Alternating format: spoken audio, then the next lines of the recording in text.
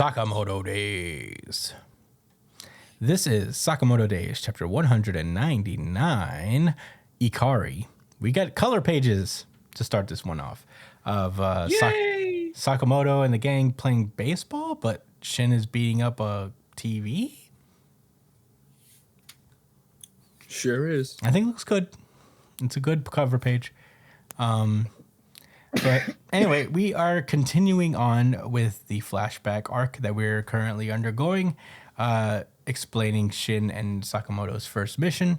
They are hunting down Shin's father, Ando, together for separate reasons. For Sakamoto, he is a target to be assassinated by, and Shin is just looking for his dad. Where are you, Dad? And he's found him. They've had a couple of misadventures on this boat already, including a piano assassin, and now they have caught up to Ando, who, after they've defeated all his friends, is just standing there, posted up on one of these columns, and he's like, "Yo." And Shin is frozen. He's like, "Dad," and Sakamoto's like, "It's Ando, my target." And he's like, "Geez, what do you want from me, Shin?" And he's like, "This dirtbag knows my name. This deadbeat motherfucker, he knows my name. He pretended he didn't know me." And Ando is like, "I guess you must resent me, but I resent you too." And he said, "You're the reason that JA is after me. Thanks to you, I lost everything. You've been the bane of my existence." Damn. Rough. So Shin is properly traumatized, and he says, "Are you for real? You think you could BS me? So you're trying to run away again, huh? I know what you're thinking." And then Ando clicks a button, and part of the boat explodes. And Ando explains to Sakamoto that he's planted another bomb on the ship that is 10 times stronger than the one he just detonated, and if he dies, it explodes, taking out about 7,000 passengers with him.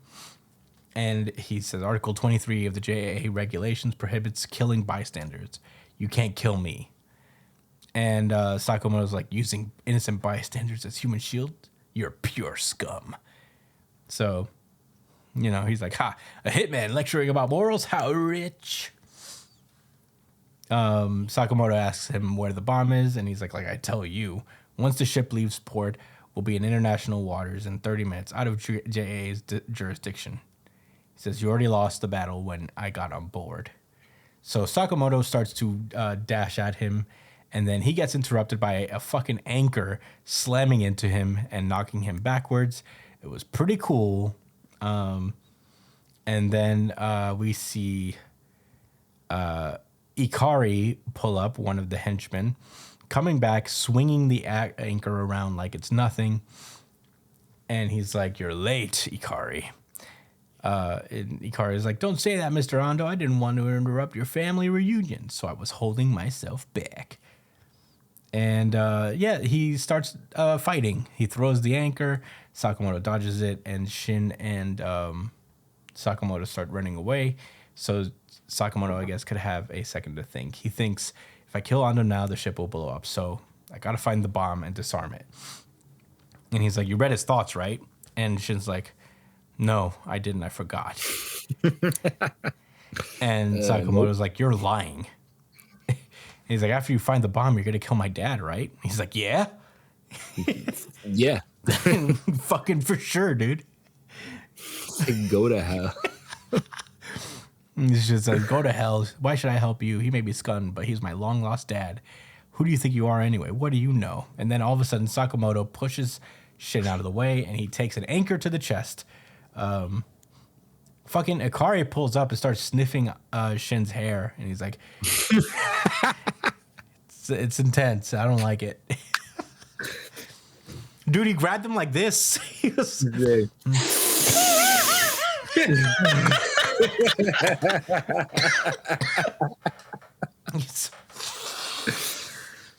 Yeah, you do smell ever so faintly of Ando. Ellipses. Disturbing. He said, "You little maggot, you think you're so hot because you're closer to Ando than me?" You see the stress mark?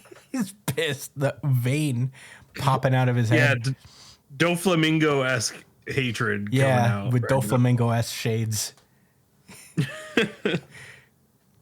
And Shin's like, what's with this freak? Gross. And he's like, you hateful little twerp interrupting my special cruise with Ando.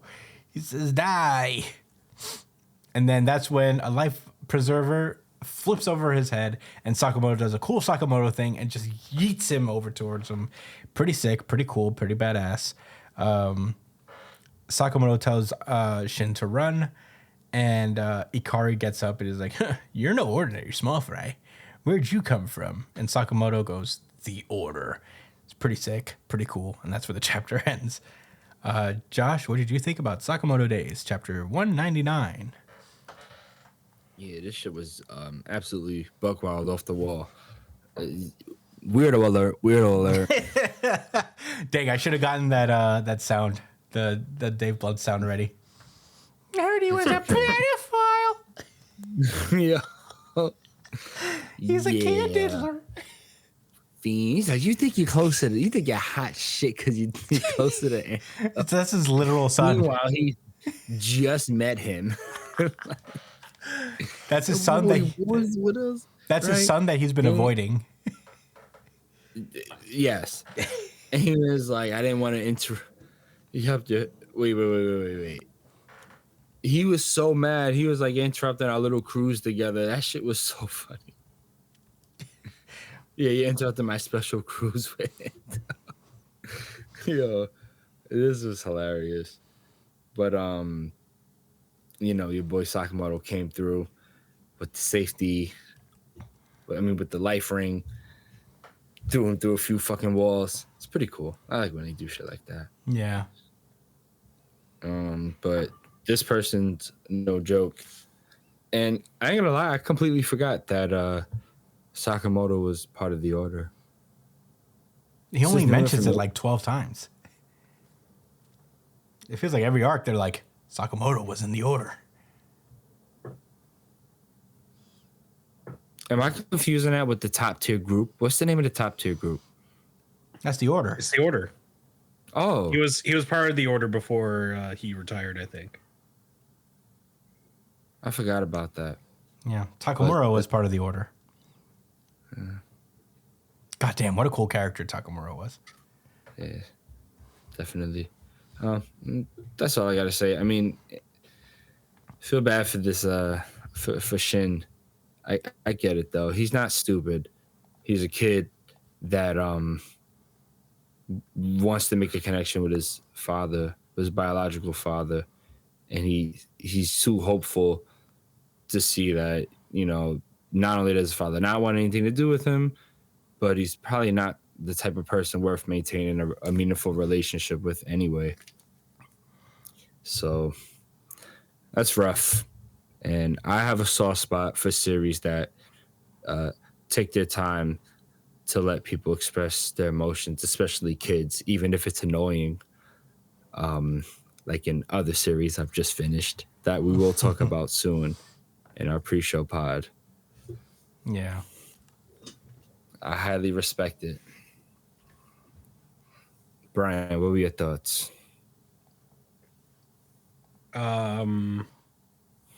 This is pretty sick. I like the nautical themed weaponry going around. The fucking lifeboat and the anchor. This is pretty fire. Yeah. I didn't think I'm about really that. excited for a water park themed battle here.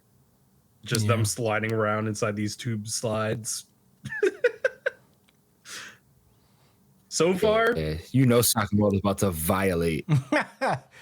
He's about to turn a lawn chair into a whip, and this is He's probably gonna gonna surf him on the slide. if he ends up surfing him. That would be so cool. Wave machine. Imagine they like they like fight in a wave machine too. That would be pretty cool. Yeah. There's a lot. I don't know. This is what I love about Sakamoto Days. They pick a setting and then they're like, all right, let's use literally anything that comes from it, except for the prison. Anyway, this arc is this. I love this mini arc. So great. So great. Josh's face right Chris, now. what are your thoughts? Why are you looking?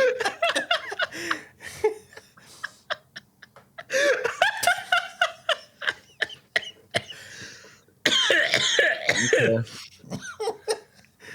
Oh, that was very subliminal and subtle. He's throwing sneak disses. What? No, I'm just, I was just saying, I love this arc. This arc is. It's still the same arc. It's an arc within the arc. So you love the jail arc. What are we talking about? I thought we were talking about the cruise. Yeah. The cruise Does arc. the Odin Pass count as the Wano arc? Yeah. Brian? It's the longest flashback within an arc. Brian? Oh God. Yeah. What's up? Does it count? Well, listen. All I can recall right now is that they're on a boat. That's all I know. It's not the Odin flashback arc. It's the Wano arc, but it has a flashback in it.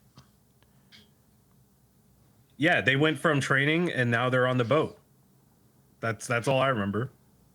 They're not training. They're going through a life or death situation. Yeah, they're trying to retrieve the JAA fortune teller. They weren't going training.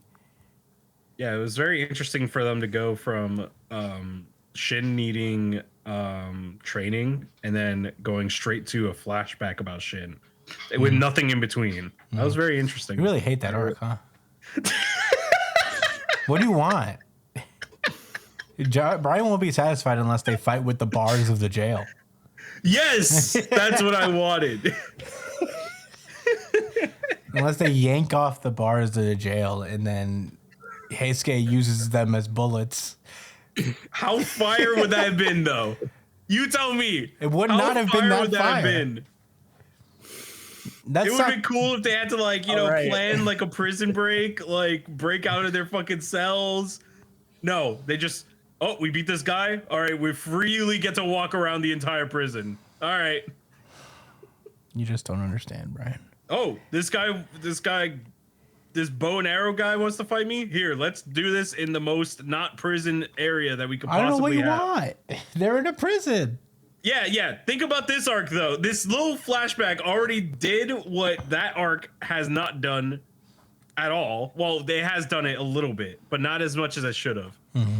Like, Brian, do you know immediately cruise setting?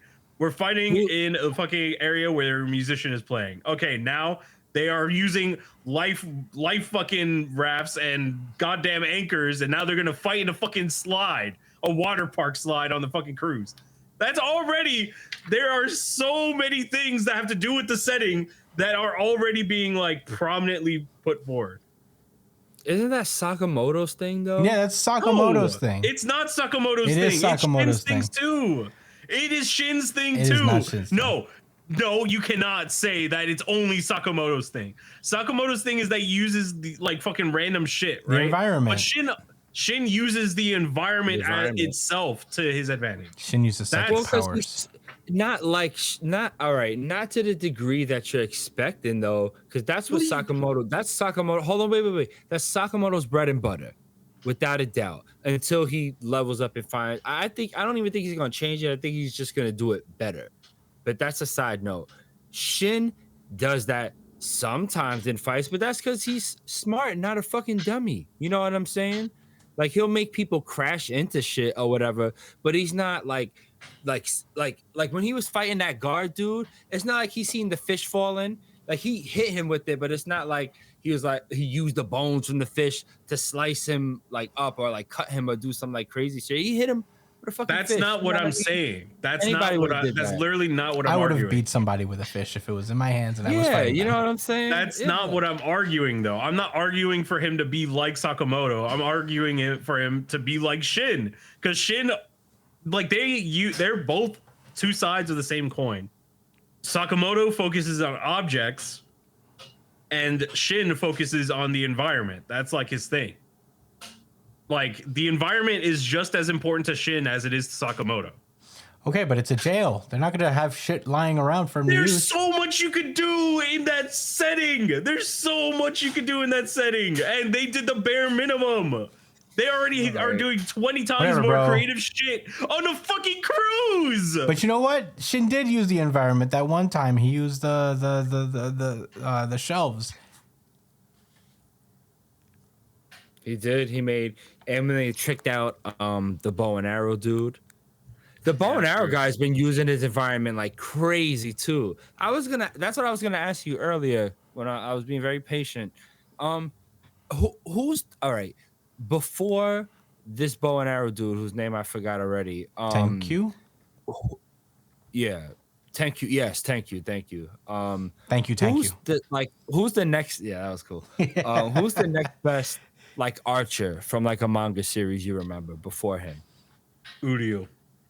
Yeah, I guess it would be Uryu. I don't remember Even any if others. I accept that, I don't remember any others. I want to don't. resist that, Brian, because I'm a hater. But I'll take that. How many years ago was that? It was a minute.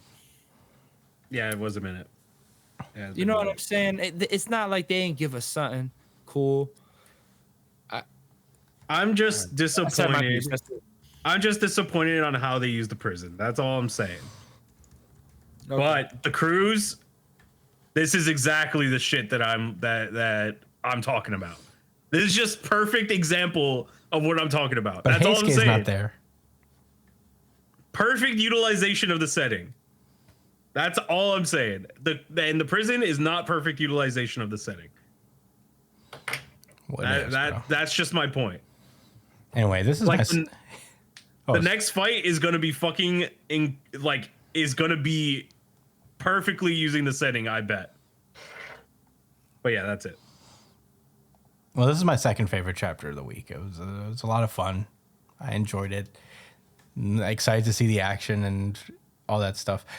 This guy has a weapon that doesn't seem to be. I don't know what it is. It's probably going to be some mace or something. I don't know. It seems it's a stick with a chain, so something's going to be on the opposite of the end of that chain. Maybe that's still the anchor.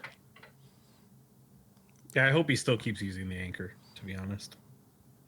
I'm trying to see if he had a handle before. Yeah, it had a handle. Kinda. Did it? Oh, it did have the... Yeah. Okay, so he is... 13, so this guy's main weapon of choice is just an anchor. That's crazy. Pretty sick. Perfect for a boat. That's all I'm saying. Oh, boy. Okay. Oh, my God. But what if he just goes somewhere else that's not nautical? Then it's going to be out of place, and it's going to ruin your day. On the boat. It's going to ruin your day. The fact that he appeared on the boat first is what makes it important.